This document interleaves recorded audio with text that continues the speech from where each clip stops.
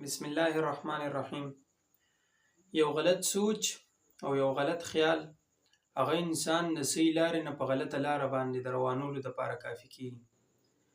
دارنګې په دین کې یو غلط خیال او یو غلط سوچ هغه انسان د حق لارې نه هم اخوا کوي، او بل طرف ته بعضې خبرې هغه داسې چې د هغې د وجې نه انسان هغه د ایمان نه خلاصېږي.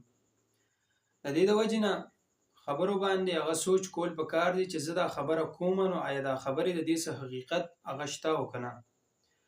دارنګې نن هغه به زه تاسو ته داسې خبره هغه ذکر کوم چې هغه زمونږ اکثر ناپوهه خلک هغه خبره وایي، په هغې سره هغوی دغه غلطه خبره هغه نورو خلکو ته هم ښایي، نو په خپله هم هغه غلط سوچ سره روان وي او نور خلک هم هغه د غلط سوچ سره روان وي. هغه خبره څه ده؟ هغه خبره دا ده چې دوی وایي چې ابلیس دا په ملایکو کې داخل و، ابلیس دا د ملایکو د هغوی استاذ و.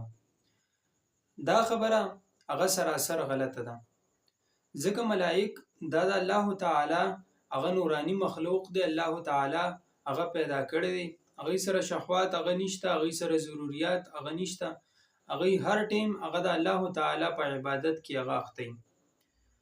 بله خبره چې شیطان دا په ملایکو کې هغه داخل و، نو دا خبره هم هغه صراحتا غلطه ده او دا د ځان نه هغه جوړه کړې شوې خبره ده. د هغې یو وجه هغه دا ده چې فرشتې د الله تعالی نافرماني نه کوي. فرشتو ته چې الله تعالی یو حکم وکړي، که هغه حکم هر څنګه وي، فرشتې هغه دا نه وایي چې یا الله دا کار هغه ولې او داسې واغسې نافرماني شکل کې هم هغه نه راځي، چې الله ورته وایي دا کار وکړي، بس هغوی هغه کار کوي. دې ځای کې چې موږ قرآن کریم کې وګورو، نو الله تعالی وایي فسجد الملائکة الا ابلیس. ابلیس هغه سجده نه وکړې، حالانکه الله تعالی ورته حکم کړی چې ته هغه په طرف د آدم علیه السلام سجده وکړه. نو که دې د ملایکو استاذ و، دې په ملایکو کې داخل و، نو ملایک خو نافرماني د الله تعالی نه کوي، نو ده به هم نافرماني نه کوله که نه، ده به هم خبره منلې وه. دارنګې دویمه وجه هغه دا ده چې دې د ملایکو کې داخل نه دی، دې د ملایکو نه هغه بهر دی. هغه دا ده چې ملایک دا نورانی مخلوق دی، او چې کوم ابلیس و کوم شیطان و، نو دا هغه ناري مخلوق دی، د اور نه هغه پیدا دی. اصل کې دا غلطي هغه د څه د وجې نه راغلې وه؟ نو دا غلطي د دې د وجې نه راغلې ده چې قرآن کریم کې الله تعالی وایي فسجد الملائکة الا ابلیس.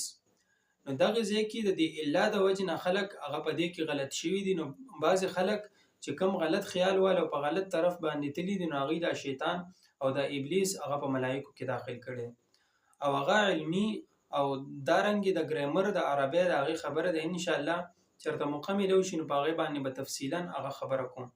خو دا خیال کول چې یاره شیطان دا د ملایکو د هغوی استاذ و، شیطان دا په ملایکو کې داخل و، نو دا صراحتا هغه غلطه خبره ده.